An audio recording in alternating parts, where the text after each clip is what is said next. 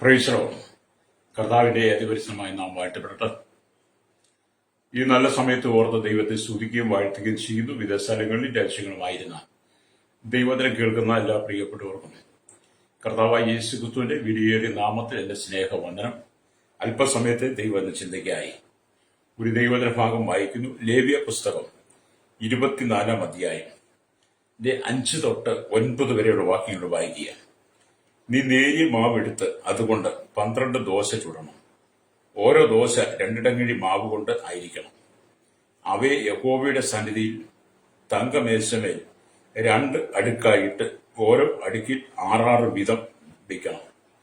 ഓരോ അടുക്കിന്മേൽ നിർമ്മലമായ കുന്തുരുക്കം വെക്കണം. അത് അപ്പത്തിന്മേൽ നിവേദ്യമായി യഹോവയ്ക്ക് ദഹനയാഗമായിരിക്കണം. അവനത് നിത്യനിയമമായിട്ട് ഇസ്രായേൽ മക്കളോട് വാങ്ങി ശബത്ത് തോറും യഹോവയുടെ സന്നിധിയിൽ നിരന്തരമായി അടുക്കി വെക്കണം. അത് അഹരോനും പുത്രന്മാർക്കും ഉള്ളതായിരിക്കണം. അവർ അത് ഒരു വിശുദ്ധ സ്ഥലത്ത് വെച്ച് തിന്നണം. അത് അവന് ശാശ്വതാവകാശമായി യഹോവയുടെ ദഹനയാഗങ്ങളിൽ അതിവിശുദ്ധമാകുന്നു. വളരെ അനുഗ്രഹിക്കപ്പെട്ട നല്ല തിരുവെഴുത്താണ്. ലേവ്യ പുസ്തകം എന്ന് പറയുന്നത് യാഗങ്ങളെക്കുറിച്ചുള്ള നിയമങ്ങളും ദൈവിക വ്യവസ്ഥകളും ജീവിത വിശുദ്ധിയെ എങ്ങനെ കാത്തു പാലിക്കണം എന്നുള്ളതും ലേവ്യ പൗരോഹിത്വം അതിൽ അടങ്ങിയിരിക്കുന്ന നിയമങ്ങളും ഒക്കെയാണ് ഈ ലേവ്യ പുസ്തകം എന്ന് പറയുന്നത്. ഹല്ലേലൂയ. നാം വളരെ പ്രാർത്ഥനയോടെ ആ വചനം വായിക്കുന്നെങ്കിൽ മാത്രമേ നമുക്കത് മനസ്സിലാകത്തുള്ളൂ. എന്നാൽ ഏതൊരു മനുഷ്യനും മനസ്സിലാക്കത്തക്ക നിലയിലുള്ള ജീവിത വിശുദ്ധിയും ലേവ്യ പൗരോഹിത്വവും യാഗങ്ങളെ കുറിച്ച് രേഖപ്പെടുത്തിയിട്ടുണ്ട്. ഹല്ലേലൂയ. നിങ്ങളെല്ലാവരും ഈ പുസ്തകം വായിക്കണം. ലേവ്യ പുസ്തകം ആദ്യോടെ എല്ലാ അധ്യായങ്ങളും വായിച്ച് ജീവിത വിശുദ്ധി ക്രമീകരിക്കണം ദൈവാത്മാവ് ആഗ്രഹിക്കുക. ഹല്ലേലൂയ. അപ്പൊ നമ്മളോട് വായിച്ച ദൈവത്തിന്റെ വചനം, നീ നേരിയ മാവെടുത്ത് അതുകൊണ്ട് 12 ദോശ ചുടണം. ഓരോ ദോശയ്ക്കും 2 ഇടങ്ങഴി മാവ് കൊണ്ടായിരിക്കണം എന്നുള്ളതാണ്. അപ്പം വലിയ ദോശകളാണ് ഓരോന്നും. ഇവിടെ വചനം വായിക്കുമ്പോൾ മനസ്സിലാക്കാൻ കഴിയുന്നത് അതിന് 12 കാഴ്ചയപ്പം എന്ന് പറയും. അല്ലേ? അപ്പം 12 കാഴ്ചയപ്പത്തിന്മേലും ദൈവത്തിന്റെ തിരുസാന്നിധ്യം ഉണ്ടെന്നുള്ളതാണ്. അപ്പൊ ബലമുള്ള ആഹാരം നമുക്ക് നൽകുന്ന ദൈവിക തിരുസാന്നിധ്യത്തെ കുറിച്ചാണ് വേദപുസ്തകത്തിൽ നമുക്ക് വായിക്കുവാൻ കഴിയുന്നത്. ഹല്ലേലൂയ. പ്രൈസ്. ഇപ്പം ദൈവസാന്നിധ്യമായ ദൈവസന്നിധിയിൽ വെച്ചിട്ടുള്ള വിശുദ്ധമായ അപ്പങ്ങളെ കുറിച്ചാണ് ലേവ്യ പുസ്തകം 24 അധ്യായം 5 തൊട്ട് 9 വരെയുള്ള വാക്യങ്ങൾ വായിച്ചത്. ഹല്ലേലൂയ.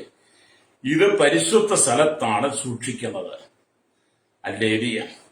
അപ്പം പുരോഹിതനും അവന്റെ പുത്രന്മാരും ദൈവ സാന്നിധ്യത്തെ ഉണർന്ന് വളരെ ഭയഭക്തിയോടുകൂടി വേണം അതിനെ ഭക്ഷിക്കാൻ. ഹല്ലേലൂയ. അപ്പം ഇത് വളരെ ഭയഭക്തിയോടുകൂടി അഹരോനും അഹരോന്റെ പുത്രന്മാരും അല്ലെങ്കിൽ കഴിക്കേണ്ടതാണ്.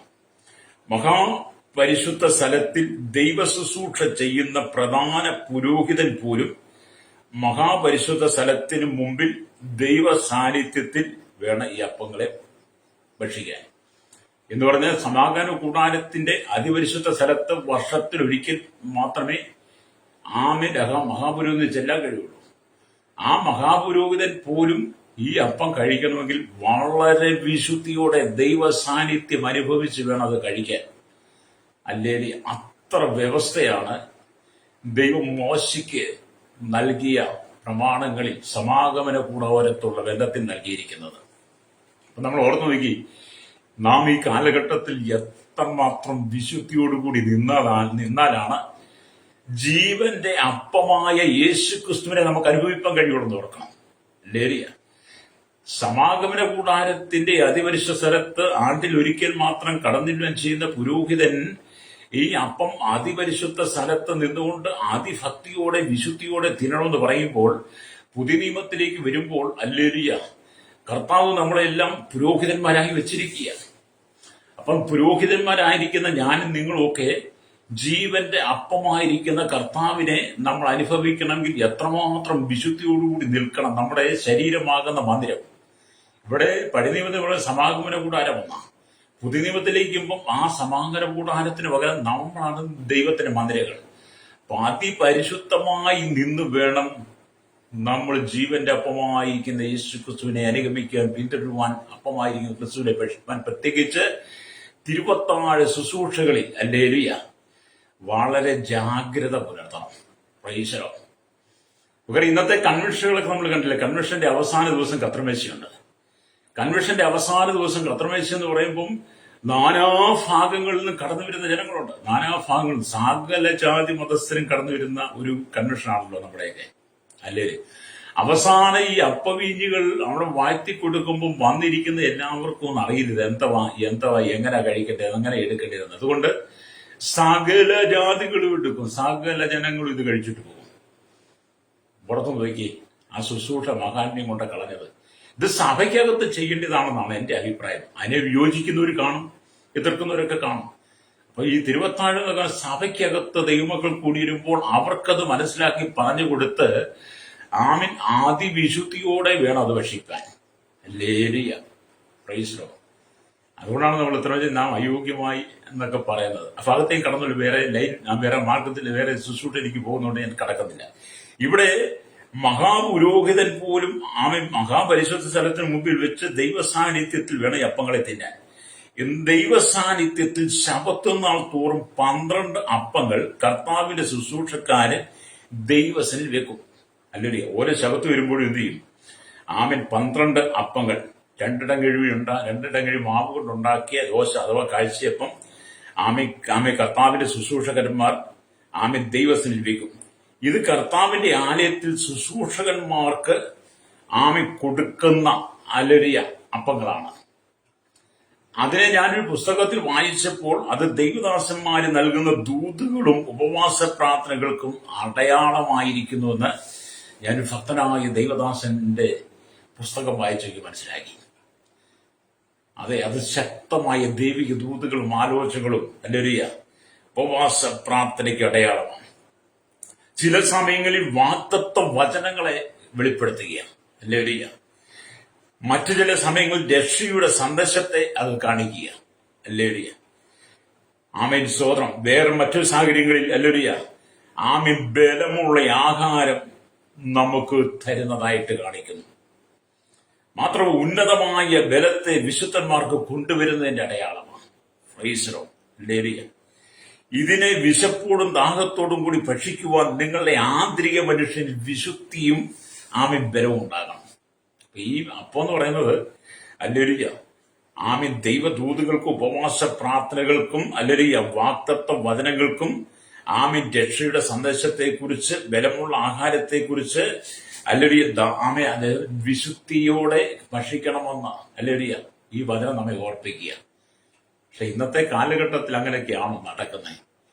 ഈ സമാഗമന കൂടാരത്തിൽ കൊണ്ടുവച്ചിരിക്കുന്ന ഈ കാഴ്ചയപ്പത്തെ മഹാപുരോഹിതനായിരിക്കുന്ന അഹരോന്റെ മക്കൾ പോലും ഇത് കഴിക്കണമെങ്കിൽ വളരെ വിശുദ്ധിയാണ് പറഞ്ഞിരുന്നെങ്കിൽ, എന്നെ കേൾക്കുന്ന പ്രശ്നം ജീവന്റെ അപ്പമായിരിക്കുന്ന യേശു ക്രിസ്തുവിനെ നാം ആരാധിക്കുകയും മഹത്വപ്പെടുത്തുകയും ചെയ്യുമ്പോൾ ദൈവസാന്നിധ്യം അനുഭവിക്കണമെങ്കിൽ, നമ്മുടെ പ്രാർത്ഥനയ്ക്കകത്ത് ദൈവിക രക്ഷ വരണമെങ്കിൽ, നമുക്ക് ജീവിത വിശുദ്ധി വരണമെങ്കിൽ നമ്മൾ ആന്തരികമായിട്ടാണ് ഒരുങ്ങേണ്ടത്. ആന്തരികമായിട്ട് നാം വിശുദ്ധി പ്രാപിക്കണം. അല്ലേ?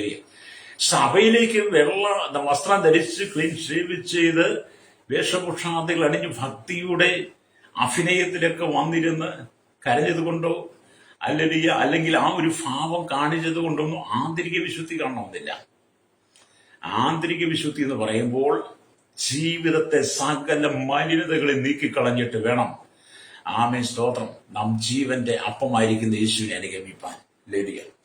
അപ്പൊ വളരെ പ്രാധാന്യമാണ് ഈ 12 കാഴ്ചയപ്പത്തിനെന്ന് പറയുമ്പോൾ. ഹല്ലേലൂയ.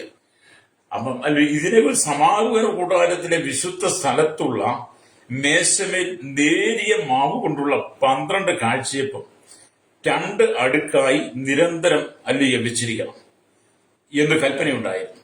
ദൈവസന്നിധിയിൽ വെച്ചിരിക്കുന്ന ഈ കാഴ്ചയപ്പം, ഈ 12 കാഴ്ചയപ്പം ഇസ്രായേൽ ഗോത്രങ്ങളിലെ 12 ഗോത്രങ്ങളും എപ്പോഴും ദൈവമുമ്പാകെ ഇരിക്കുന്നു എന്നുള്ള സത്യമാണ് അനുസ്മരിക്കുന്നത്. അല്ലേ? ഈ 12 കാഴ്ചയപ്പം ശബത്ത് കൂടി വരുമ്പോഴൊക്കെ രണ്ടടുക്കളായി 666 വിൽക്കുക എന്ന് പറയുമ്പോൾ ഇസ്രായേൽ മക്കളുടെ 12 ഗോത്രങ്ങളും നിരന്തരമായി ദൈവസന്നിധിയിൽ എത്തുന്നു എത്തണമെന്നുള്ളതിന്റെ തെളിവാണ്. അല്ലെങ്കിൽ അതിനെ ഓർപ്പിക്കുക. എന്നാൽ ഇന്നത്തെ കാലഘട്ടത്തിൽ ഇസ്രായേൽ മക്കളുടെ 12 ഗോത്രങ്ങളും ഈ സമാഗമന കൂടാരത്തിൽ ശബത്ത് ദിവസം വരണമെന്ന് വ്യവസ്ഥ വെച്ചിരിക്കുമ്പോൾ പുതിയ സഭയ്ക്കകത്ത് ഞായറാഴ്ച സഭായോഗത്തിന് ആളില്ല. ഹല്ലേലൂയ. വരത്തില്ല. അന്ന് അവർ ജോലിക്ക് പോവുക, അന്ന് അവർ ടൂർ പോവുക, അന്ന് കല്യാണത്തിന് പോകുക, പെരവാസ്റ്റോലിക്ക് പോകുക, മക്കൾ 28 പോകുക, അല്ലെങ്കിൽ എന്തെങ്കിലും കാര്യമൊക്കെ പറഞ്ഞു പോകും. അപ്പം പഴയ നിയമവുമായിട്ട് നമുക്ക്, അല്ലെങ്കിൽ മേശമേൽ വെച്ച് കാഴ്ചയപ്പവുമായിട്ടും അതിലടങ്ങിയിരിക്കുന്ന ദൈവിക സന്ദേശമായിട്ടും പുതിയ നിയമസഭയ്ക്ക് ബന്ധമില്ലാത്ത വിധത്തിലാണ് ഇന്നത്തെ ഭക്തന്മാരുടെ പോക്ക്. രക്തം ചെയ്യും.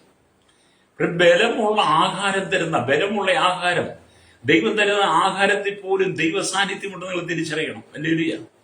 മിസ്രൈമിൽ നിന്ന് പുറപ്പെട്ടു വന്ന ഇസ്രാജനം, ഹല്ലേലൂയ, ഇസ്രാജനത്തിന് 40 വർഷം ഹല്ലേലൂയ മഞ്ഞ കൊടുത്തത് യഹോവയായ ദൈവമാണ്. അവർ രാവിലെ എഴുന്നേൽക്കുമ്പോൾ മഞ്ഞ് കൊണ്ട് പൊതിഞ്ഞ് കിടക്കുന്ന മഞ്ഞ അവരുടെ കണ്ണിൽ പ്രത്യക്ഷമാകും. അതിനകത്ത് ദൈവ സാന്നിധ്യം. അത് വെയില് ഉദിക്കുന്നതിന് മുമ്പ് പെറുക്കിയെടുക്കണം. വെയിലുദിച്ചാൽ വിഴുകിപ്പോകും. ഹല്ലേലൂയ. Price the Lord. അവർക്ക് ഭക്ഷിപ്പാൻ ഹല്ലേലൂയ കാടപ്പക്ഷികളെ കൊടുത്തു. ഹല്ലേലൂയ. ദിവ്യതാന്റെ തലകളെ തകർത്ത് മരുഭൂവാസികൾക്ക് ആഹാരമായി കൊടുത്തു എന്നുള്ളത് അവൻ സങ്കീർത്ത പുസ്തകത്തിൽ വായിക്കുന്നുണ്ട്, സങ്കീർത്തനത്തിൽ. അപ്പൊ അവിടെ എല്ലാം ദൈവ സാന്നിധ്യമാണ്. അപ്പൊ യേശു ക്രിസ്തുവും തന്റെ ശിഷ്യന്മാരും കൂടെ യാത്ര ചെയ്യുമ്പോൾ തങ്ങളോട് കൂടെയുള്ള യേശുവിനോട് കൂടെയുള്ളവർക്ക് വിശന്നു. ഹല്ലേലൂയ. അപ്പൊ യേശു എന്താണ്? 5 അപ്പവും 2 മീനും കൊണ്ട് ബലമുള്ള ആഹാരം. യേശു 5 അപ്പം എടുത്ത് സ്വർഗത്തിലേക്ക് ഉയർത്തി പ്രാർത്ഥിച്ചു. അതിലേക്ക് വലിയൊരു ദൈവ സാന്നിധ്യം ഇറങ്ങി വന്നു കഴിഞ്ഞപ്പോൾ 5 അപ്പം ഭക്ഷിച്ചത് 5000 പുരുഷന്മാരാ. അവിടെ സ്ത്രീകളും കുട്ടികളും വേറെയോ. ഇവിടെ 12 കൊട്ട നിറച്ചെടുത്തു. അങ്ങനെയാണ് ഹല്ലേലൂയ യേശു ഹല്ലേലൂയ സ്തോത്രം 7 അപ്പം എടുത്ത് കുറെ മീനുകളും എടുത്ത് 4000 പേർക്ക് കൊടുത്തു എന്നുള്ളതാണ്. ഹല്ലേലൂയ. എന്നിട്ട് 7 പെട്ടി കുറഞ്ഞ നിറച്ചെടുത്തു. അപ്പൊ നമ്മൾ ഓർത്ത് ബലമുള്ള ആഹാരം നൽകുന്ന യേശു കർത്താവിന്റെ സാന്നിധ്യം, ബലമുള്ള ആഹാരം നൽകുന്ന. അവിടെ എല്ലാം ദൈവ സാന്നിധ്യം. ദൈവം എന്ത് ചെയ്യുന്നു അതിനകത്ത് ദൈവ സാന്നിധ്യമാണ്. അപ്പൊ ഇസ്രായേൽ മക്കളുടെ 12 ഗോത്രങ്ങളും അല്ലെങ്കിൽ എപ്പോഴും ദൈവം വാങ്ങി ഇരിക്കണമെന്ന് ദൈവം വ്യവസ്ഥ കൽപ്പിച്ചിരുന്നു. ഇത് മാറ്റം വരാൻ പാടില്ല. എന്നെ കേൾക്കുന്ന പ്രിയ മാതാവേ പിതാവേ, ആഴ്ചയിൽ നീ 6 ദിവസം ജോലി ചെയ്ത് 7-ാം ദിവസം നീ ദൈവസഭയെ കൂടി വരുവാനുള്ള ദിവസം നീ മറ്റൊന്നിനും പോകാതെ അന്ന് നീ ദൈവഭാഗത്തന്നെ കടന്നു വരണം. അന്ന് നീ ദൈവഭാഗത്തന്നെ വരണം. ദൈവം നിന്നെ കാണുന്നുണ്ട്, ദൈവം നിന്നെ ശ്രദ്ധിക്കുന്നുണ്ട്. വീണ്ടെടുക്കപ്പെട്ട ദൈവമക്കൾ ആരാധനയ്ക്ക് കടന്നു വരാതെ ഉപാധികൾ പറഞ്ഞ് ഉപായം പ്രയോഗിച്ച് കടന്നു പോകുന്നത് യേശു കാണുന്നുണ്ട്. ഹല്ലേലൂയ. നീ കർത്താവിനോട് ഉപായം കാണിക്കരുത്. ദൈവസഭയോട്, ദൈവദാസന്മാരോട്, ദൈവമക്കളോട് ഉപായം പ്രവർത്തിക്കുന്നതെങ്കിലും നീ കാണിക്കുന്ന സകല ഉപായങ്ങളും ദൈവത്തോടാണ്. ദൈവം രേഖപ്പെടുത്തി വെക്കും. ഹല്ലേലൂയ. അപ്പൊ ഇവിടെ അതിൽ ഓരോ കാഴ്ചയപ്പവും 2 ഇടങ്ങഴി നേരിയ മാവ് കൊണ്ട് ഉണ്ടാക്കിയതാണ്. അവയുടെ അസാധാരണ വലിപ്പം ക്രിസ്തുവിലുള്ള ജീവന്റെ സമൃദ്ധിയാണ് കാണിക്കുന്നത്. അപ്പൊ 2 ഇടങ്ങഴി മാവ് കൊണ്ട് ഒരു ദോശ ചുടുമെന്ന് പറഞ്ഞാൽ നിങ്ങൾ 2 ഇടങ്ങഴി മാവ് എടുത്തൊരു ദോശ ചുടണം. അല്ലെ, ആ ദോശയുടെ വലിപ്പം എത്രമാത്രമാണ് നിങ്ങൾ ചിന്തിക്കണം. ആ ദോശയുടെ വലിപ്പത്തെയാണ് ഹല്ലേലൂയ കർത്താവായ യേശു ക്രിസ്തുവിലുള്ള ജീവന്റെ സമൃദ്ധി അത് വെളിപ്പെടുത്തുന്നത്. Price the Lord. അപ്പം പഴയ നിയമത്തിലും വലിയ പ്രമാണങ്ങൾക്കും സമാഗമന കൂടാരത്തിലെ പ്രമാണങ്ങൾക്ക് ഇത്ര അതിശക്തമായ നിയമങ്ങളെ ദൈവം വെച്ചിരുന്നുവെങ്കിൽ അത് ഇസ്രായേൽ മക്കളുടെ 12 ഗോത്രങ്ങളും അനുസരിച്ചുവെങ്കിൽ രക്തം ചെയ്യും. ഈ കാലഘട്ടത്തിൽ നമുക്ക് ദൈവത്തോട് വിശ്വസ്തത പുലർത്തുവാൻ, ദൈവിക നിയമത്തോട് ആമേൻ ചേർന്ന് നിൽക്കുവാൻ നമ്മൾ ദൈവത്തിന്റെ വചനത്തെ അനുസരിക്കുന്നുണ്ടോ? ഹല്ലേലൂയ. എന്താണ് നിങ്ങളുടെ അനുഗ്രഹത്തിനും എന്താണ് നിങ്ങളുടെ ജീവിതത്തിന് സമൃദ്ധിയൊക്കെ തടസ്സമായി നിൽക്കുന്നത്? പ്രാർത്ഥിക്കുന്നുണ്ട്, ഉപവസിക്കുന്നുണ്ട്, ദൈവസഭയിൽ കടലുണ്ട്, പാട്ട് പാടുന്നുണ്ട്, കൈയടിക്കുന്നുണ്ട്, അന്യഭാഷ പറയുന്നുണ്ട്, ഹല്ലേലൂയ, തിരുമേശയുടെ ഭാഗമായി തീരുന്നുണ്ട്. ഇതൊക്കെ ചെയ്യുന്നുണ്ടെങ്കിലും നിങ്ങൾ ദൈവസന്നിധിയിൽ വിശ്വസ്തരല്ല. പലപ്പോഴും നിങ്ങൾ ദൈവത്തോട് അവിശ്വസ്തത കാണിക്കുന്നു. മഹാപുരോഹിതൻ പോലെ ഈ കാഴ്ചയപ്പം അതിവിശുദ്ധമായി അതിവിശുദ്ധിയോടെ അതിഭക്തിയോടെ മാത്രം കഴിക്കണമെന്ന് വ്യവസ്ഥ നിൽക്കുമ്പോൾ, പുതിയ നിയമത്തിലേക്ക് വരുമ്പോൾ ജീവന്റെ അപ്പമായിരിക്കുന്ന യേശുക്രിസ്തുവിനെ നീ ജീവിത വിശുദ്ധിയോടെ, വളരെ ഭയഭക്തിയോടെ, ആന്തരിക വിശുദ്ധിയോടുകൂടി വേണം നീ കർത്താവിനെ നിന്റെ ജീവിതത്തിൽ ആരാധിക്കുവാൻ, മഹത്വപ്പെടുത്തുവാൻ, യേശുവിനെ അനുഭവിപ്പാൻ, ജീവന്റെ അപ്പമായി കർത്താവിനെ ഭക്ഷിപ്പാൻ. ലേരിയ വളരെ വ്യവസ്ഥയാണ് ഇവിടെ. ഇവിടെ നാം ദൈവത്തിന്റെ വചനമൊക്കെ വായിക്കുമ്പോൾ കാണാൻ കഴിയുന്നുണ്ട്. അല്ലേരിയ അവിടെ ദൈവത്തിന് ഇങ്ങനെ നമുക്ക് പഠിക്കാൻ കഴിയും. സ്തോത്രം. അല്ലേ? ദൈവ സാന്നിധ്യത്തിന്റെ ഐക്യം നിങ്ങളെ സ്വർഗത്തോട് യോജിപ്പിക്കുന്നു. അല്ലേ? ദൈവ സാന്നിധ്യം. അപ്പൊ ഈ 12 കാഴ്ചയപ്പം, ആ 12 കാഴ്ചയപ്പത്തിൽ ഉണ്ടാകുന്ന ദൈവ സാന്നിധ്യം, അല്ലെങ്കിൽ അതിനകത്തെ ഐക്യം, ആമേലെ നമ്മളെ ഒരു സ്വർഗീയ സ്വർഗലോകത്തോട്, സ്വർഗീയമായ അനുഭവത്തോട് യോജിപ്പിക്കുന്നതാണ്, നമ്മളെ കൂട്ടിച്ചേർക്കുന്നതാണ്. അതുകൊണ്ടാണ് അപ്പോസ്തലനായിരിക്കുന്ന യോഹന്നാൻ ലേഖനം എഴുതുമ്പോൾ ഇങ്ങനെ പറഞ്ഞത്. 1 യോഹന്നാന്റെ ലേഖനം, അല്ലേലൂയ, അതിന്റെ 1:3 വാക്യത്തിൽ ഇങ്ങനെ രേഖപ്പെടുത്തി വെച്ചു. അല്ലേലൂയ, ഞങ്ങൾ കണ്ടും കേട്ടുമുള്ളത് നിങ്ങൾക്ക് ഞങ്ങളോട് കൂട്ടായ്മ ഉണ്ടാകേണ്ടതിന് നിങ്ങളോട് അറിയിക്കുന്ന ഞങ്ങളുടെ കൂട്ടായ്മയോ പിതാവിനോടും അവന്റെ പുത്രനായ യേശുക്രിസ്തുവിനോടും ആകുന്നു. നമ്മുടെ സന്തോഷം പൂർണ്ണമാകുവാൻ ഞങ്ങൾ ഇത് നിങ്ങൾക്ക് എഴുതുന്നു. അപ്പം യോഹന്നാൻ പറഞ്ഞു, ഞങ്ങളുടെ കൂട്ടായ്മ എന്താണ്? പിതാവിനും പുത്രനോടും പരിശുദ്ധാത്മാവിനോടുമുള്ള കൂട്ടായ്മയാണ്. അല്ലേലൂയ, അത് യേശുക്രിസ്തുവിനോടുള്ള കൂട്ടായ്മയാണ്. അവർ കണ്ടും കേട്ടുമുള്ള കാര്യങ്ങൾ നമുക്ക് വെളിപ്പെടുത്തുക എന്ന് പറഞ്ഞാൽ, അല്ലേലൂയ, ദുരുപദേശങ്ങളെ ഖണ്ഡിച്ചുകൊണ്ട്, അല്ലേലൂയ, യോഹന്നാൻ തന്റെ ലേഖനം എഴുതുകയാണ്. പ്രൈസ്. ആദി മുതലുള്ള ജീവന്റെ വചനം, വേദപുസ്തകം നോക്കുമ്പോൾ ആദി മുതലുള്ള ജീവന്റെ വചനം എന്ന് പറഞ്ഞാൽ സാധാരണ ലേഖനങ്ങളിൽ ഉള്ളതുപോലെ പ്രാരംഭ വർണ്ണനയോടെ യോഹന്നാൻ എന്ന ലേഖനം ആരംഭിക്കുന്നെങ്കിലും നിത്യജീവന്റെ അനുഗ്രഹം, കൂട്ടായ്മ, സന്തോഷം എന്നിവ നേർന്നുകൊണ്ടാണ് ലേഖനം ആരംഭിക്കുന്നത്. എന്നെ കേൾക്കുന്നവരുടെ നിത്യജീവന്റെ അനുഗ്രഹം, നിത്യജീവനെ പ്രാപിക്കാനുള്ള ആഗ്രഹം, രക്ഷിക്കപ്പെട്ടതുകൊണ്ട്, സ്നാനപ്പെട്ടതുകൊണ്ടും, വിശുദ്ധ ജീവിതം നയിക്കുന്നത് കൊണ്ടും നാം നിത്യജീവനെ നേടി എന്ന് നിങ്ങൾ ചിന്തിച്ച് ആ ഒരു അനുഭവത്തിലൂടെ മാത്രം നിങ്ങൾ മുമ്പോട്ട് പോകാതെ നിങ്ങളുടെ ജീവിതത്തിനകത്ത് അനുദിനം, അല്ലേലൂയ, ആന്തരിക വിശുദ്ധി പ്രാപിച്ചുകൊണ്ട് ദൈവത്തിന് കൊടുക്കേണ്ട മഹത്വം കൊടുത്തുകൊണ്ട്, മഹാപുരോഹിതനായിരിക്കുന്ന അഹരോൻ അമിലലിയ ദൈവത്തിന് കൊടുത്ത അതേ അനുഭവം, അതേ വിശുദ്ധി, ലേവ്യ പൗരോഹിത്യം അന്ന് പ്രാപിച്ചിരുന്ന അതേ വിശുദ്ധി പുതിയ നിയമസഭയിലെ രാജകീയ പുരോഹിത വർഗമായിരിക്കുന്ന ഞാനും നിങ്ങളും കാത്തു സൂക്ഷിക്കണം. ലേവ്യ സ്തോത്രം. യോഹന്നാൻ എന്നെ കുറിച്ച് ശക്തമായി കൂട്ടായി ആലോചന നൽകിയ. അപ്പം നിത്യജീവന്റെ അനുഗ്രഹം പ്രാപിക്കണമെങ്കിൽ ആന്തരിക വിശുദ്ധി ആവശ്യമാണ്. ഈ ദൈവവചനം അനുസരിക്കുക, കൂട്ടായ്മ എന്നൊക്കെ പറഞ്ഞാൽ ഇതൊരു അഭിനയമല്ല, ഒരു മൂടുപടമല്ല. ഇത് പലരും അഭിനയമാണ്. വിശുദ്ധി നഷ്ടപ്പെട്ടിട്ട്, ആന്തരിക വിശുദ്ധി ഇല്ലാതെ ലോകത്തിന്റെ ജടിക സുഖങ്ങളിൽ വീണിട്ട് ദൈവവചനം എടുത്ത് ശുശ്രൂഷിക്കുന്ന അനവധി മഹാന്മാരെന്നുണ്ടെന്ന്. അല്ലേലൂയ, അവർക്ക് നിത്യജീവന്റെ അനുഗ്രഹങ്ങളെ പ്രാപിക്കാൻ കഴിയത്തില്ല. അവർ ആന്തരിക വിശുദ്ധി ഇല്ലാതെ ദൈവവചനം ശുശ്രൂഷിക്കുമ്പോൾ അതവർക്ക് ശാപമായി മാറുകയാണ്. അല്ലേലൂയ, രക്തം ചെയ്യും. ആന്തരിക വിശുദ്ധി ഇല്ലാതെ നിത്യജീവന്റെ വചനങ്ങളെടുത്ത് കൈകാര്യം ചെയ്യുമ്പോൾ, ജീവിത വിശുദ്ധി ഇല്ലാതെ ചെയ്യുമ്പോൾ നിത്യമായ അനുഗ്രഹത്തിന് പകരം നിത്യമായ ശാപം. മാത്രമല്ല, അല്ലേലൂയ, ദൈവമുള്ള കൂട്ടായ്മ നമുക്ക് സന്തോഷിക്കാൻ കഴിയത്തില്ല. ഒരു പാപിക്ക് ഒരിക്കലും കൂട്ടായ്മയുടെ സന്തോഷം ഉണ്ടാകത്തില്ല. ഒരു പാപിയായ മനുഷ്യനാണ് കൂട്ടായ്മ നടത്തുന്നെങ്കിൽ ആ കൂട്ടായ്മയ്ക്കകത്ത് ദൈവസാന്നിധ്യമില്ല. അല്ലേലൂയ, വിശുദ്ധന്മാരുടെ കൂടി വരില്ല ദൈവം പ്രസാദിക്കുന്നത്. അല്ലേലൂയ. അതുകൊണ്ടാണ് ഈ 12 കാഴ്ചയപ്പം, അല്ലേലൂയ, 2 അടുക്കുകളായി വെച്ചിട്ട്, അല്ലേലൂയ, അത് അഹരോനും തന്റെ പുത്രന്മാരും അതിപരിശുദ്ധ സ്ഥലത്ത് വെച്ച് അതിഭക്തിയോടെ വിശുദ്ധിയോടുകൂടി കഴിക്കണം എന്ന് പറയുന്നത്. അല്ലേലൂയ. അപ്പൊ നിത്യമായ അനുഗ്രഹവും നിത്യമായ കൂട്ടായ്മയും, ആമേൻ, അതുപോലെ തന്നെ നിത്യമായ സന്തോഷം. അല്ലേലൂയ. പല ആരാധനകൾ കഴിഞ്ഞും വിശ്വാസികൾ ഇറങ്ങുന്ന സന്തോഷമില്ല. എന്തുകൊണ്ടാണ്? ആന്തരിക വിശുദ്ധി ഇല്ലാതെ ശുശ്രൂഷിക്കുന്ന ദൈവസഭയ്ക്കകത്ത്, ദൈവദാസന്മാരുടെ ശുശ്രൂഷയ്ക്കകത്ത് ദൈവജനത്തിന് സന്തോഷം ഉണ്ടാകത്തില്ല. അവിടെ ഇന്നും കുറ്റം പറച്ചിലും പിറുവിറുപ്പുകളും തള്ളിപ്പറച്ചുകളും പരസ്പരം പഴിയാരലും ഒറ്റപ്പെടുത്തലുകളും പരിഹാസത്തിന്റെ വാക്കുകളും ഒക്കെ നിറയപ്പെട്ടതായിരിക്കും. മനുഷ്യന്റെ വേദനയറിഞ്ഞ്, സങ്കടമറിഞ്ഞ്, ദുഃഖങ്ങളറിഞ്ഞ് ശുശ്രൂഷിച്ച് കഷ്ടതയുടെ നടുവിലൂടെ കടന്നു വരുന്ന ഹല്ലേലൂയ ദൈവമക്കൾക്ക് നിത്യമായി സന്തോഷം നൽകിക്കൊടുക്കാൻ കഴിയാത്ത എത്രയോ ശുശ്രൂഷകളാണ് ഇന്ന് വേർപെട്ട കൂട്ടങ്ങളിൽ അരങ്ങേറിക്കൊണ്ടിരിക്കുന്നത്. രക്തം ചെയ്യും പൈസറോ.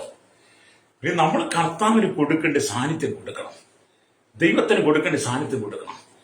ലോകത്തിൽ നാം ആയിരുന്ന പാപികളായിരുന്ന എന്നെ നിങ്ങൾ വിളിച്ച് വേർതിരിച്ച് രാജകീയ പുരോഹിതമായി വർഗമാക്കി മാറ്റി നിത്യമായ അനുഗ്രഹവും കൂട്ടായ്മയും സന്തോഷം നൽകുവാൻ കർത്താവ് നമ്മെ വിളിച്ചു ആന്തരിക വിശുദ്ധിയോടെ കടന്നു വന്ന് ജീവന്റെ അപ്പമായിരിക്കുന്ന ക്രിസ്തുവിനെ നാം ആരാധിക്കണം. അതല്ല, ഇസ്രായേൽ മക്കൾ എന്ത് ചെയ്യണം? ഈ 12 ഗോത്രങ്ങളും നിരന്തരമായി സമാഗമന കൂടാരത്തിൽ വരുന്നു എന്നതിന്റെ തെളിവാണ് അവരെല്ലാ ശബത്തിലും ഈ അപ്പം കൊണ്ടുവരിക എന്ന് പറയുന്നത്. എല്ലാ ശബത്തിലും കൊണ്ടുവരണം എന്ന് പറഞ്ഞാൽ നിങ്ങൾ എല്ലാ ആരാധനയിലും പങ്കെടുക്കണം. അല്ലെങ്കിൽ ഇതൊരു പുറമോടിയായി മാറരുത്. അല്ലെങ്കിൽ അപ്പൊ ഇവിടെ ദൈവത്തിന്റെ വചനം പറയുന്നത് സ്തോത്രം അല്ലിയ അർത്ഥഗാംഭീര്യം മാറുന്ന ക്രിസ്തു ശാസ്ത്രപരമായ സുവിശേഷ മുഖവരെയാണ് യോഹന്നാൻ പറയുന്നത്. ക്രിസ്തീയ വിശ്വാസത്തിന്റെ അടിസ്ഥാന ശിലയും സ്ഥിരാകേന്ദ്രമായിരിക്കും ക്രിസ്തുവിന്റെ ആളത്വത്തിന് എതിരായി കടന്നു വന്ന ദുരുപദേശന്മാരെ ശക്തമായി കണ്ണിച്ചുകൊണ്ട് യോഹന്നാൻ ലേഖനം നമുക്ക് എഴുതി തരികയാണ്. എന്തുകൊണ്ടാണ്? ആന്തരിക വിശുദ്ധി പ്രാപിക്കാൻ വേണ്ടിയിട്ടാണ്. ആന്തരികമായ വിശുദ്ധി നിങ്ങൾ പ്രാപിക്കണം എന്ന് പറഞ്ഞാൽ ദൈവം നമുക്ക് തരുന്ന ആഹാരം, അപ്പം, അതിനകത്ത് ദൈവ സാന്നിധ്യം നിറയപ്പെട്ടതാണ്. ബലമുള്ള ആഹാരം തരുന്ന ദൈവ സാന്നിധ്യമുള്ള ദൈവത്തിന്റെ തിരുസാന്നിധ്യം അടങ്ങിയിരിക്കുന്ന മഹത്വമേറിയ ശുശ്രൂഷയ്ക്ക് ഭാഗമായി മാറുവാൻ, അതിന്റെ പങ്കാളിയായി തീരുവാൻ ദൈവം നമുക്ക് തന്ന അവസരങ്ങൾ ഓർക്കണം. രക്തം ചെയ്യൽ ഹല്ലേലൂയ. അപ്പൊ നിങ്ങൾ ക്രിസ്തുവിന്റെ തികഞ്ഞ വളർച്ചയുടെ അളവിന് തക്കതായി തികഞ്ഞ പുരുഷത്വവും പ്രായത്തിന്റെ അളവും പ്രാപിക്കുവാൻ തക്കവണ്ണം ഹല്ലേലൂയ നിങ്ങൾക്ക് ആത്മീയ വളർച്ച പ്രാപിക്കണം. Praise the Lord. അതിനെക്കുറിച്ചാണ് എഫേസ്യ ലേഖനത്തിൽ നമുക്ക് വെളിപ്പെടുത്തി തരുന്നത്. ഹല്ലേലൂയ. എഫേസ്യ ലേഖനം നമുക്ക് വായിക്കുമ്പോൾ അതിനെക്കുറിച്ച് കാണാൻ കഴിയുന്നത് സഭയിൽ ദൈവം ചില ശുശ്രൂഷകന്മാരെ നിയമിക്കുന്നതായിട്ട് കാണാൻ കഴിയും. എഫേസ്യ ലേഖനം 4-ാം അധ്യായം അതിന്റെ 11-12 വാക്യങ്ങൾ വായിക്കുമ്പോൾ ഇങ്ങനെ എഴുതിയിരിക്കുന്നു. സ്തോത്രം ഹല്ലേലൂയ. പറഞ്ഞല്ലേ, അവൻ ചിലരെ അപ്പോസ്തലന്മാരായും ചിലരെ പ്രവാചകന്മാരായും ചില സുവിശേഷകന്മാരായും ചിലരെ ഉപദേഷ്ടകന്മാരായും നിയമിച്ചിരിക്കുന്നു. അതും നാം എല്ലാവരും വിശ്വാസത്തിലും ദൈവപുത്രനെ കുറിച്ചുള്ള പരിജ്ഞാനത്തിലും ഉള്ള ഐക്യതയും തികഞ്ഞ പുരുഷത്വവും ക്രിസ്തുവിന്റെ സമ്പൂർണതയായ പ്രായത്തിന്റെ അളവും പ്രാപിക്കുവോളം വിശുദ്ധന്മാരുടെ യഥാസ്ഥാപനത്തിനായുള്ള ശുശ്രൂഷയുടെ വേലയ്ക്കും ക്രിസ്തുവിന്റെ ശരീരത്തിന്റെ ആത്മീയവർദ്ധനയ്ക്കും ആയിരിക്കുന്നു ദൈവം ഇവരെ ശുശ്രൂഷയ്ക്ക് തിരഞ്ഞെടുത്തത്. ഹല്ലേലൂയ. അപ്പൊ സഭയിലെ 4 വിധ സ്തോത്രം, സഭയിലെ 5 വിധ ശുശ്രൂഷകൾ. 1 അപ്പോസ്തലൻ, ഹല്ലേലൂയ.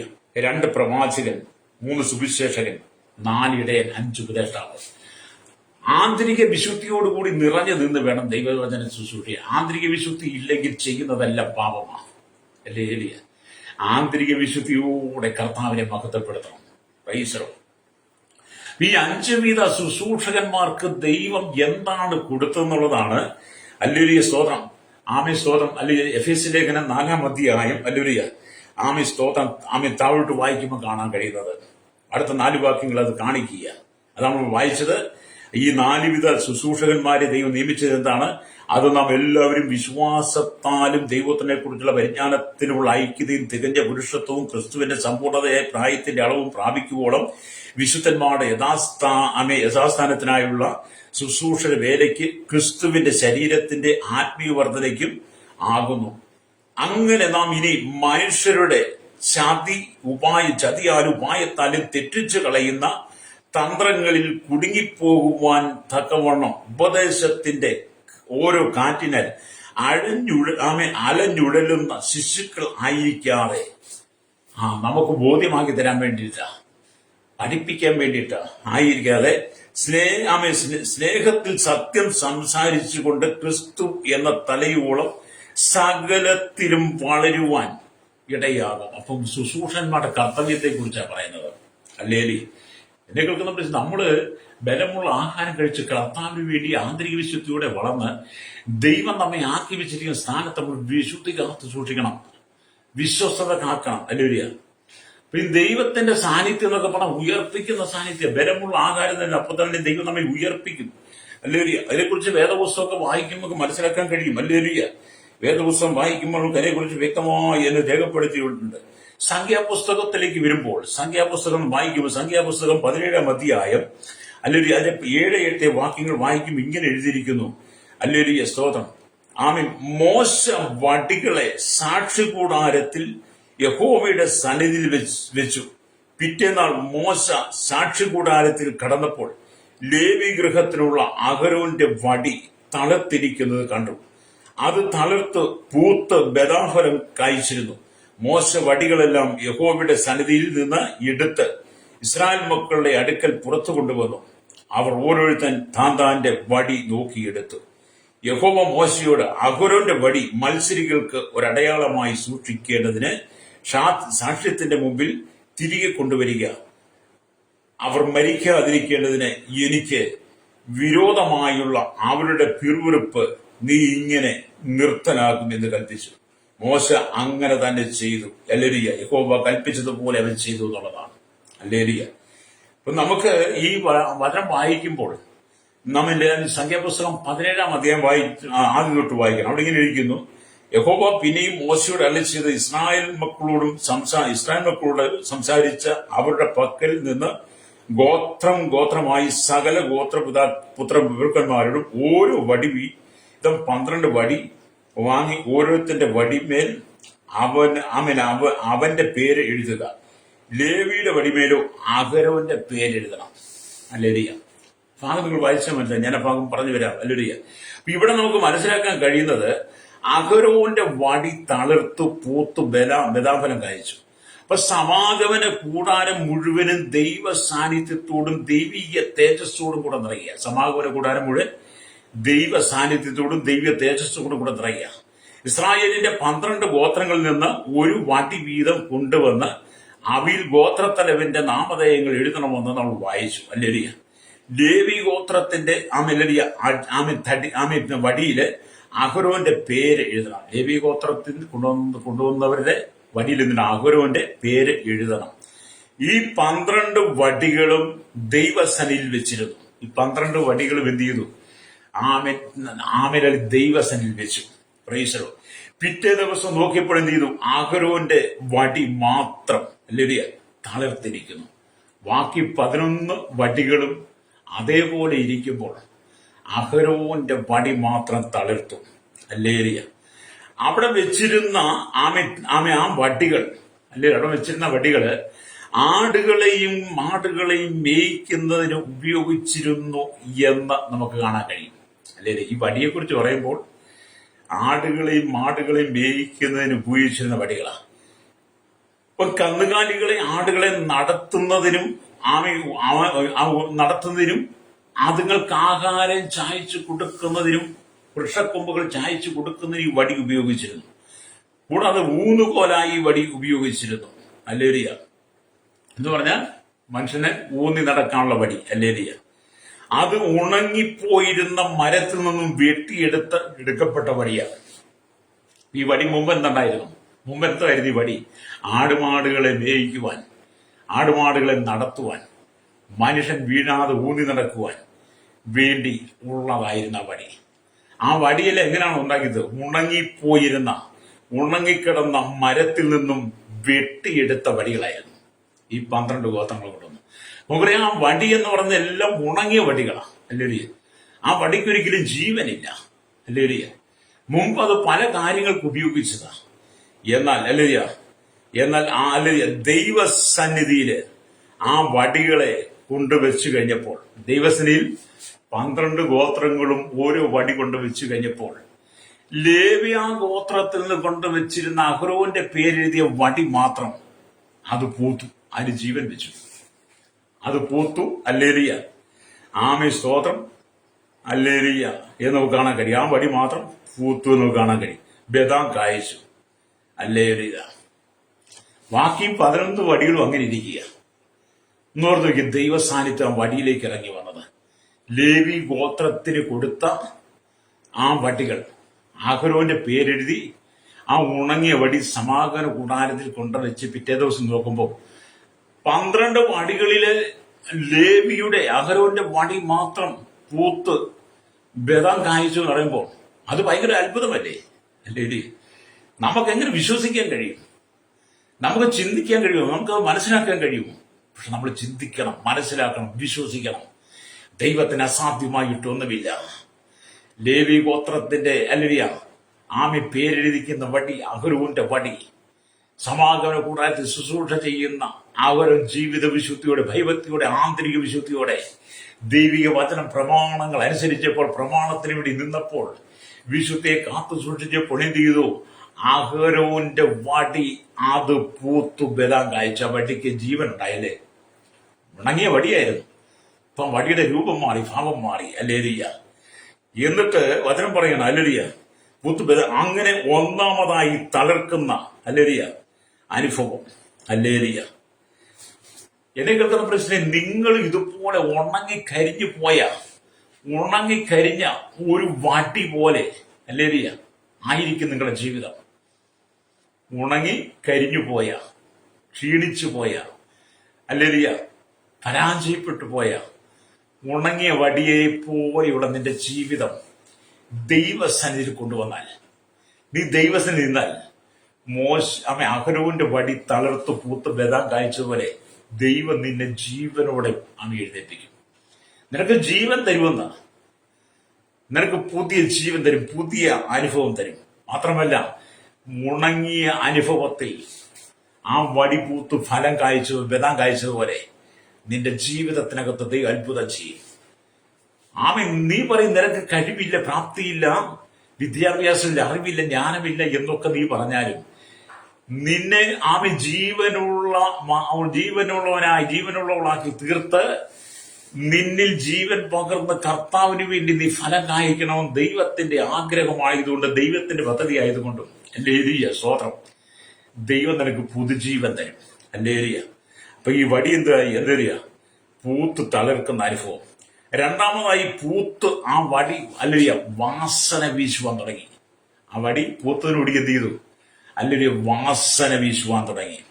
വാസന വീശുന്ന അനുഭവങ്ങൾ. അപ്പൊ നിങ്ങൾ എന്ത് ചെയ്യണം? ദൈവത്തിന്റെ സൗരഭ്യവാസനയായി മാറണം. നിങ്ങൾ ദൈവസനിൽ യാഗമായി വരുമ്പോൾ, ദൈവസനിൽ കർത്താവിനെ ആരാധിക്കാൻ വരുമ്പോൾ നിങ്ങൾ കർത്താവിന് സൗരഭ്യവാസനയായി മാറണം.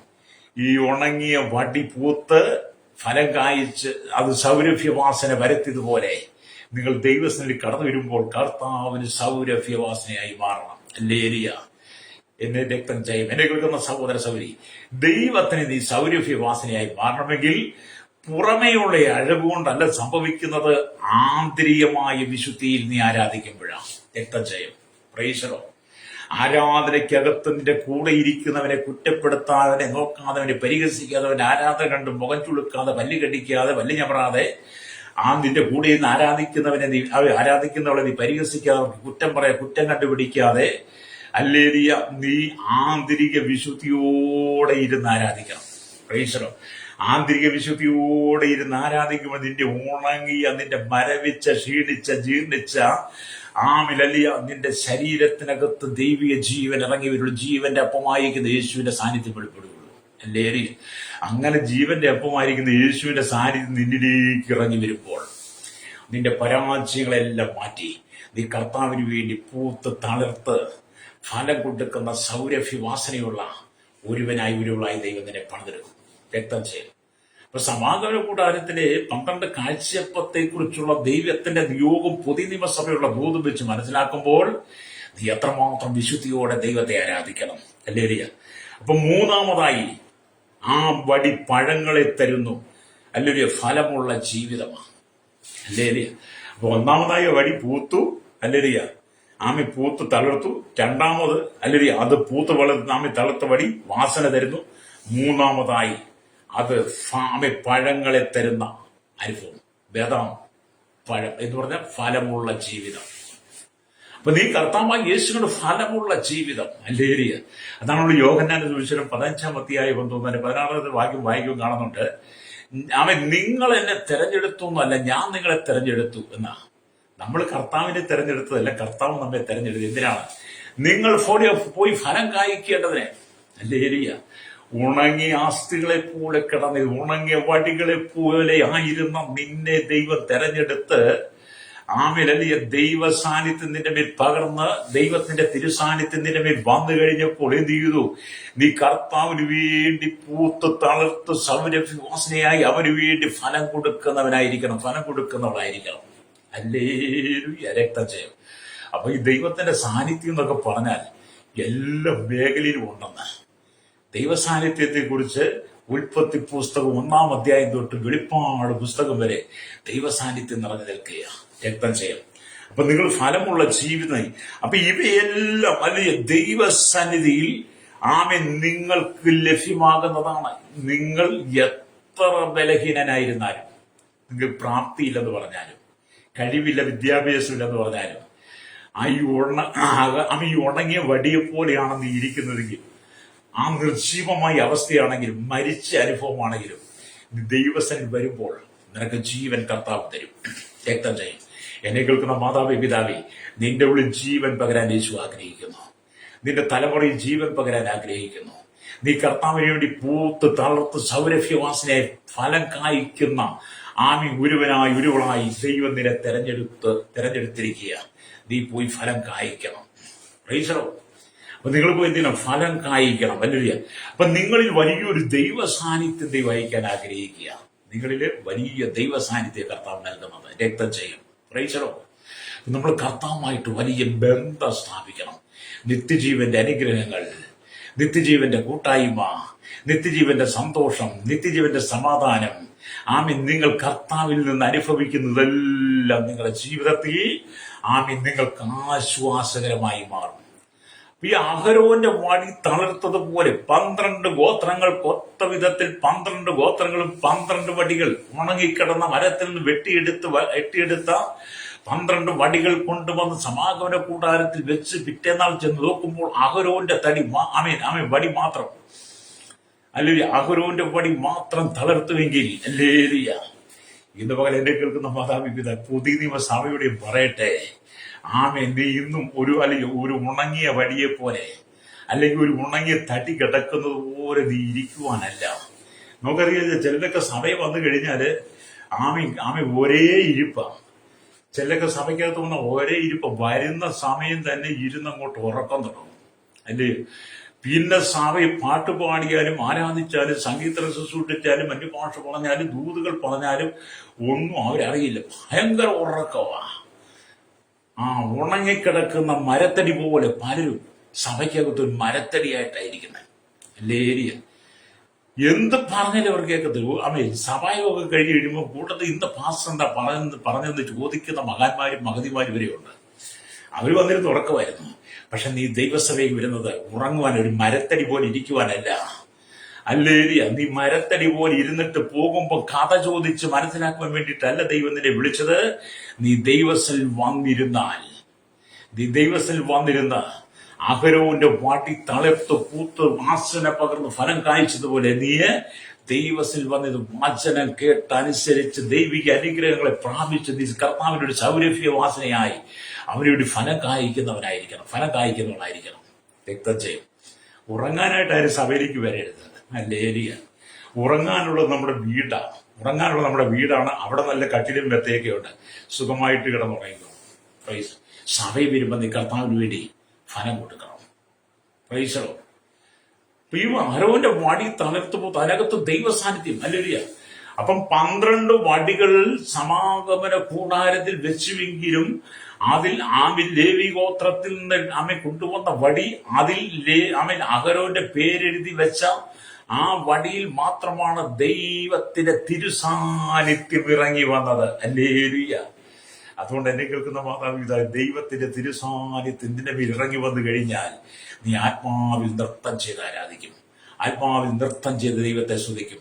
അന്യഭാഷകളിൽ നീ ദൈവത്തെ സ്തുതിക്കും. സ്തുതി സ്തോത്രങ്ങളാൽ നീ ദൈവത്തെ സ്തുതിക്കും. നിങ്ങൾക്ക് ഓരോരുത്തർക്കും നൽകിയിരിക്കുന്ന കൃപയുടെ ആമേൻ അനുഭവം അനുസരിച്ച്, കൃപയുടെ മഹത്വം അനുസരിച്ച് നിങ്ങൾ ദൈവത്തെ മഹത്വപ്പെടുത്താൻ തുടങ്ങും. ഹല്ലേലൂയ. അതുകൊണ്ട് നീ കർത്താവിന് വേണ്ടി പൂത്ത് തളർത്ത് സൗരഭ്യവാസനെ ഫലം കൊടുക്കുന്ന ഒരു വൃക്ഷമായി നീ കർത്താവിന് വേണ്ടി പ്രയോജനപ്പെടണം. രക്തം ചെയ്യും. ഹല്ലേലൂയ. ദൈവത്തിന്റെ വചനം എങ്ങനെയാണ് പറയുന്നത്? വീണ്ടും നാം ദൈവത്തിന്റെ വചനം വായിക്കുമ്പോൾ ഈ വടി എന്നത് ശരീരത്തെ കുറിക്കുന്നു. ശരീരം ചത്തതുപോലെ അബ്രഹാമിന്റെ ജീവിതമായെങ്കിലും ഹല്ലേലൂയ ആ ശരീരത്തിലേക്കാണ് പുതുജീവൻ കടന്നു വന്നത്. അബ്രഹാമിന്റെ ശരീരം നിർജീവമാണ്, സാറയുടെ ശരീരം നിർജീവമാണ്. ഒരു ആമി ചത്തല് ഉണങ്ങിക്കിടക്കുന്ന മരത്തടി പോലെ, അല്ലെങ്കിൽ മരിച്ച് സകലബലവും നഷ്ടപ്പെട്ട ആ ശരീരത്തിനകത്താണ് ഹല്ലേലൂയ ദൈവം പുതിയ സൃഷ്ടിയെ കൊടുത്തത്. ഇസഹാക്കിനെ സാറയുടെ ഉദരത്തിൽ ജനിപ്പിച്ചത്. അബ്രഹാമിലൂടെ സാറയിൽ ഇസഹാക്ക് ജനിച്ചത്. ഹല്ലേലൂയ. അബ്രഹാമിലേക്കും സാറയിലേക്കും ദൈവത്തിന്റെ തിരുസാന്നിധ്യം ഇറങ്ങി വന്നപ്പോൾ അബ്രഹാമിന്റെ നിർജീവത്വം സാറയുടെ നിർജീവത്വം മാറി ദൈവം വാഗ്ദത്തം ചെയ്ത ഹല്ലേലൂയ ഇസഹാക്കിനെ ദൈവം കൊടുത്തു. ഇത് പകൽ ഈ ദൈവത്തിനെ കേൾക്കുന്ന പ്രിയപ്പെട്ട് പറയട്ടെ, അബ്രഹാമിനെ പോലെ സന്തതിയില്ലാതെ, സാറയെ പോലെ സന്തതിയില്ലാതെ ആരെങ്കിലും ദൈവസ്ഥനിൽ ഇരിക്കുന്നുണ്ടെങ്കിൽ ഇന്ന് പകൽ ദൈവത്തിന്റെ പരിശുദ്ധാത്മാവ് പറയുന്നത്, ദൈവസ്ഥനിൽ വന്നിരുന്ന് ദൈവത്തെ പാടി ആരാധിക്കുമ്പോൾ അബ്രഹാമിന്റെ ശരീരത്തിലേക്കും സാറയുടെ ശരീരത്തിലേക്ക് ഇറങ്ങി വന്ന ദൈവ സാന്നിധ്യം അവരിലൊരു പുതുജീവിതം പകർന്നെങ്കിൽ ദൈവം നിനക്ക് ചില തലമുറയെ ദൈവം തരാൻ ആഗ്രഹിക്കുക. തലമുറകളെ ദൈവം തരും. ഹല്ലേലൂയ. അപ്പൊ നിങ്ങളുടെ നിർജ്ജീവമായ ശരീരത്തെ പുതിയ ശരീരമാക്കിയെടുക്കാൻ ദൈവത്തിന് കഴിയും. ഹല്ലേലൂയ. അതുകൊണ്ട് നമ്മൾ യെശയ്യാ പ്രവാചകന്റെ പുസ്തകം വായിക്കുമ്പോൾ 40-ാമത്തെ 29-ാം വാക്യം വായിക്കുന്നത് ഇങ്ങനെയാണ്. ഹല്ലേലൂയ. അവൻ ക്ഷീണിച്ചിരിക്കുന്നവന് ശക്തി നൽകുന്നു, ബലമില്ലാത്തവന് ബലം വർദ്ധിക്കുന്നു എന്ന് വായിക്കുന്നത്. അപ്പൊ ക്ഷീണിച്ചിരുന്ന അബ്രഹാമിന്, ക്ഷീണിച്ചിരുന്ന സാറയ്ക്ക് ഹല്ലേലൂയ ദൈവം ചെയ്തു, അവൻ ക്ഷീണിച്ചിരിക്കുന്നവന് ശക്തി നൽകി. ബലമില്ലാത്തവന് ബലം നൽകുന്ന ദൈവം. അതെന്തിന്റെ ക്ഷീണത്തെ മാറ്റുവാൻ, നിന്റെ ബലഹീനതയെ മാറ്റുവാൻ ദൈവശക്തി, ദൈവത്തിന്റെ തിരുസാന്നിധ്യത്തിന്റെ മേൽ ഇറങ്ങി വന്നു കഴിയുമ്പോൾ നിന്റെ ജീവിതത്തിൽ പുതിയ അനുഭവങ്ങളെ ദൈവം തരും. ഹല്ലേലൂയ. അപ്പൊ ദൈവ സാന്നിധ്യം ഒന്നാമതായി നാം ജീവൻ പ്രാപിച്ച് പുതിയ ജീവനെ തളർത്തു പോക്കണം. പിന്നീട് കർത്താവിന് വേണ്ടി സുഗന്ധ വാസനയായി വീശണം. രക്ഷിക്കപ്പെടുന്നവരുടെ ഇടയിലും നശിക്കുന്നവരുടെയിലും നിങ്ങൾ കർത്താവിന് സൗരഭ്യവാസനയായി മാറണമെന്ന് 2 കൊരിന്ത്യർ ലേഖനം 2:15-16 നമുക്ക് ആ ഭാഗത്തേക്ക് ഇറങ്ങുമ്പോൾ സമയമില്ല. ഹല്ലേലൂയ. പിന്നീട് നമ്മൾ ആ ഭാഗത്ത് ചെയ്യും. അപ്പൊ ഈ തളിർത്ത വടി ഹല്ലേലൂയ പൂത്തു നറുമണം വീശി ഹല്ലേലൂയ എന്ന് പറഞ്ഞതുപോലെ നിങ്ങൾ ആത്മീയമായി ജീവൻ പ്രാപിച്ച് വടി പൂത്ത് നറുമണം സൗരഭ്യവാസന വീശിയതുപോലെ നിങ്ങൾ കർത്താവിന്റെ ജീവൻ പ്രാപിച്ച് ദൈവിക സാന്നിധ്യം ഏറ്റെടുത്ത് ആത്മാവിന്റെ ഫലങ്ങളെ നിങ്ങൾ കായ്ക്കണം. ആത്മാവിന്റെ ഫലങ്ങളെ കായ്ക്കണം എന്ന് പറഞ്ഞാൽ ആത്മാവിന്റെ ഫലമോ സ്നേഹം, സന്തോഷം, സമാധാനം, ദീർഘക്ഷമ, ദയ, പരോപകാരം, വിശ്വസ, സൗമ്യത, ഇന്ദ്രിയജയം ഇവ നിങ്ങൾ പ്രാപിച്ച് കർത്താവിന് വേണ്ടി നിൽക്കണമെന്ന് വചനം പറയുക. അതുകൊണ്ട് കാഴ്ചയപ്പം നമുക്ക് നൽകുന്ന ദൈവിക സന്ദേശം, ദൈവിക ദൂതെന്ന് പറയുന്നത് ആന്തരിക വിശുദ്ധിയോടെ ഈ അപ്പം കഴിക്കുമ്പോൾ നമ്മുടെ ഉള്ളിലേക്ക് ദൈവ സാന്നിധ്യം ഇറങ്ങി വരും. കാഴ്ചയപ്പത്തിന്റെ ദൈവ സാന്നിധ്യം ഇറങ്ങി വരികയാ. ഹല്ലേലൂയ. എന്ന് പറഞ്ഞാൽ നിങ്ങൾ പുതിയ ജീവന്റെ അപ്പമാരി കർത്താവിനെ ആരാധിക്കുമ്പോൾ ദൈവ സാന്നിധ്യത്തിന്റെ മേൽ ഇറങ്ങി വരട്ടെ. കണ്ണുകളടച്ചാട്ട് ആരെങ്കിലും ഭാരപ്പെട്ട് മനസ്സുകൊണ്ട് തളർന്ന് ജീവിതം നിരാശയുടെ ദുഃഖത്തിന്റെ അടിയിലാണെങ്കിൽ ഇന്ന് പകൽ ദൈവം നിന്റെ മേലെ ദൈവ സാന്നിധ്യം, ജീവന്റെ അപ്പമാരിക്ക് യേശുവിന്റെ സാന്നിധ്യം വന്ന് അബ്രഹാമിന്റെ സാർവ ദൃശ്യവുമായ ശരീരത്തെ പുതുജീവിതത്തിൽ കൊണ്ടുവന്നതുപോലെ ദൈവം നിങ്ങളിൽ നിന്ന് പുതുക്കിയെടുത്ത് ആത്മാവിന്റെ ഫലം പുറപ്പെടുക ആഗ്രഹിക്കുന്നു.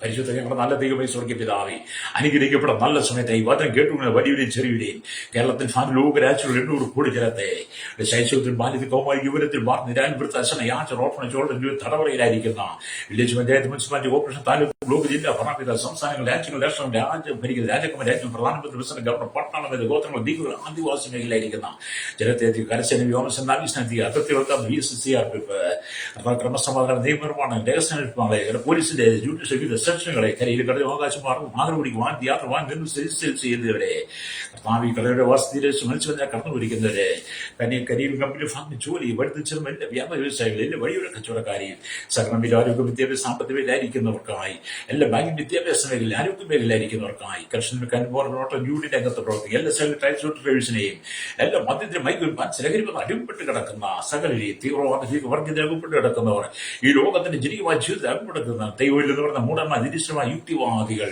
അല്ലേറിയ കർത്താവ് സകല ജനവും മാനസാന്തരം മടങ്ങി വന്ന് ആമി ഉണങ്ങിയ വടിയെ പോലെ ആയിത്തീരാതെ അകറുവിന്റെ വടിയെ പോലെ പൂത്ത് തളർത്ത് സൗരഭ്യമായി കർത്താവിന്റെ ഫലം കായ്ക്കുന്നവരെ തീരുമാനിച്ചത് ഒരുക്കണമേ. ദേശരാജ് ജോലി കടന്നു ഒരു കർഷക വേദനയും ദുഃഖത്തിലൂടെ കടന്നു പോകുന്നവർ, ജോലി നഷ്ടപ്പെട്ട ജോലിക്ക് വേണ്ടി കാത്തിരിക്കുന്നവർ, ആമി നിയമനത്തിനായി ആഗ്രഹിച്ചു നിൽക്കുന്നവർ, അല്ലേറിയ ആമി ഞങ്ങൾ ഒരു ഓർത്ത് കർഷകരും സൗരീശ്വരന്മാർ, മലയാളത്തിൽ വേദനയ്ക്ക് നാട്ടിൽ കിടന്നവർ, ഭാരവും ജയിലിൽ കിടക്കുന്നവർ, ആമി വിവിധ പാപത്തെ അടിമകളായി രോഗത്തിന്റെ അടിമകളായിരിക്കുന്ന എല്ലാ ജനത്തെ ഞങ്ങൾ ദൈവരങ്ങൾ ഏൽപ്പിക്കുന്നു.